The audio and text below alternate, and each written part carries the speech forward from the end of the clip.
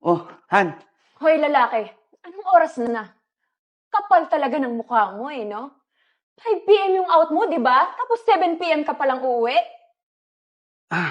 Han, pasensya na. Sobrang traffic lang talaga. Traffic?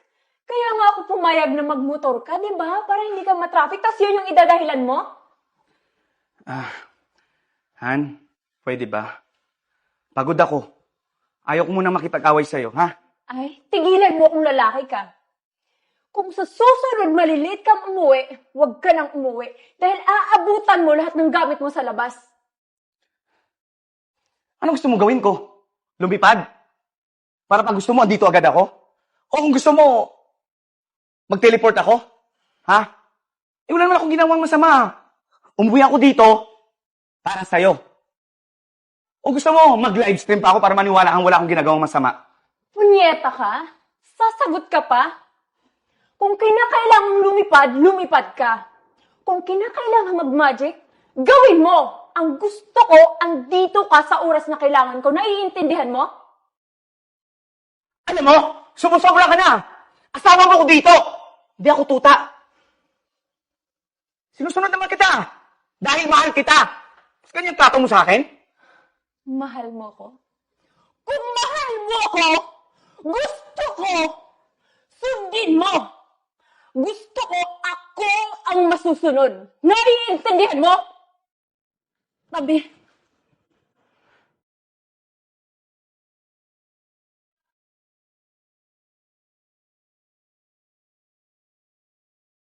Uy, tol, Friday ngayon. Tara, inom tayo.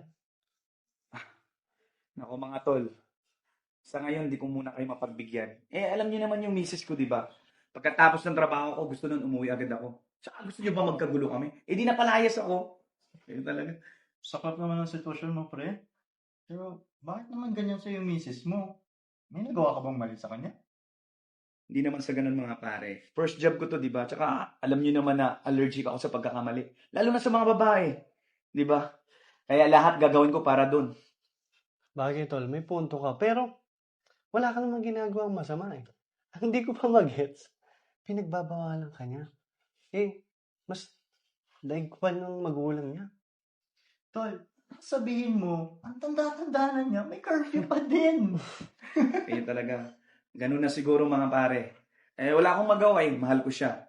Lahat nga gagawin ko para sa kanya eh. Kahit magsunod-sunuran nga ako, di ba? Ganun ko siya kamahal. Mahirap yan, pre, ha? Pero, sana maayos pa yan. Kasi, kung ako nasa sitwasyon mo, well, lalayasan ko yan. Sige, tol, uwi ka na. Baka hinahanap ka na ng mama mo. Loko Basta- talaga kayo. Basta, bukas huwag ka mawawala ha, sa anniversary ng kumpanya. Paalam ka na sa mama mo. Asawa mo pala. Nako tol, pangako ko sa inyo yan. Try ko magpaalam. Tsaka, sige na. Mauna na ako sa inyo. Baka nanap na ako ni Isme. Hoy, uwi na rin kayo. Sige, ingat ka ha. Bye-bye. Andar talaga yun. Yan, no? Kawawa. Oo, ayaw.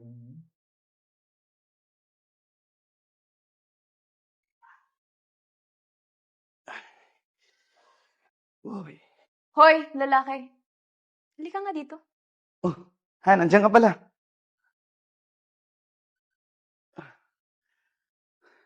Piste ka. Ano, traffic uli? Ano na namang idadahilan mo? Sagot? Han naman. 24 minutes lang ako nalito. Tsaka yun talaga yung time travel ko. Wala na akong ginawang masama. Basta, late ka pa din. Bukas, pag malilate ka, damputin mo na lang yung mga gamit mo sa labas. Han, talaga bukas, mali talaga ako. Kasi, may ano eh. Ano? Mambababae ka? Ano, gigimik ka, ha? Ano? Hindi naman mahal sa ganun. Han, willing naman ako lahat ialay sa'yo, di ba? Tsaka, napaka-importanting bagay to kasi anniversary ng company namin. Na-request ako ng boss ko na umattend daw ako. Tsaka, sige na, Han, payagan mo na ako. 1 oras lang. Okay. Mukhang mahalagang mahalaga eh. Sisiguraduhin mong umuwi ka. Pag hindi, malilintikan ka sa akin. Naiintindihan mo? Uwan, isang oras lang. Balik agad ako, ha? Ganda talaga ng honey ko. Yung gusto ko sa'yo eh. Salamat ha. Makikita mo bukas. Han, salamat ha. Ayos.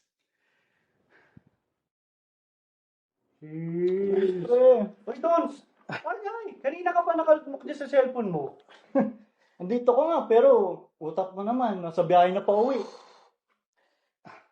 Pasensya na kami mga tol ha. Tumisis ko kasi. Kita mo, text ng text, naka-caps lock pa.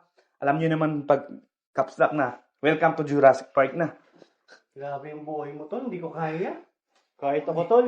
Kasi, obserbahan mo, maliban sa siya na nga nasusunod sa lahat, yun naman, grabe na rin yung takot niya sa kanya. Hindi ganyan ang relasyon, pre. Very wrong na yan. Mga tol, sandali lang ha. Tumatawag mo yung misis ko eh. Hello, Han? Hoy, lalaki. Umuwi ka na ngayon na. Huwag mong hintayin na itapon ko lahat ng gamit mo sa labas. Uwe! Sige, Han. Uwi na ako. Mga tol, mauna na ako sa inyo ha. Nga pala, maraming salamat ha. Tsaka, uy, huwag masyadong madaming inom ha. May pamilya pa kang uuwian. Ha? Oo, ikaw din. Salamat. Ingat ka. Sige mga tol. Ayun ko pa naman. Ingat, ha? Alam mo Dahan-dahan kasi, lang, ha? ingat kayo ha. Sige, bye-bye.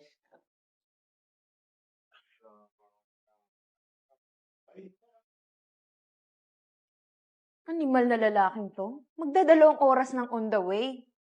Di pa sumasagot sa mga tawag ko. Talagang makikita niyo yung hinahanap niya. Malilintikan sa akin to.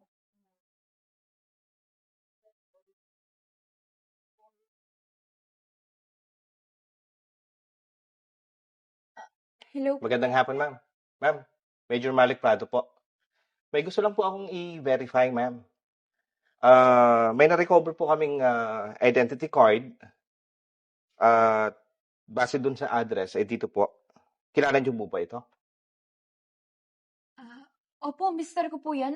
Nasaan siya? Anong nangyari po? Ma'am, wag po kayong mabibigla.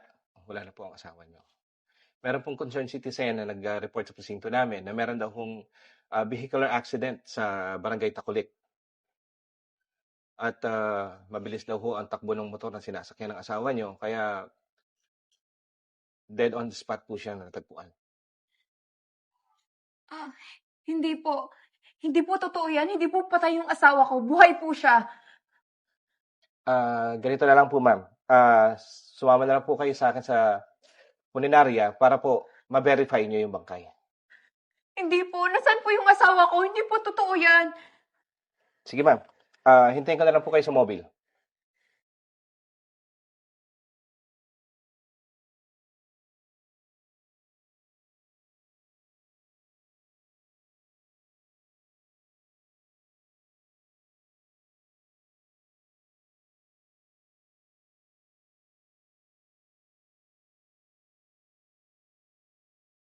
Hi. Buti naman nandito ka na. Wala yung pinsan mo? Nandito naman ako eh.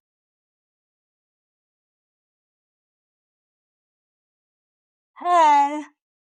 Ang swerte ko naman sa'yo. Nakapasa ka sa pagsubok ko. Kaya mahal na mahal kita eh.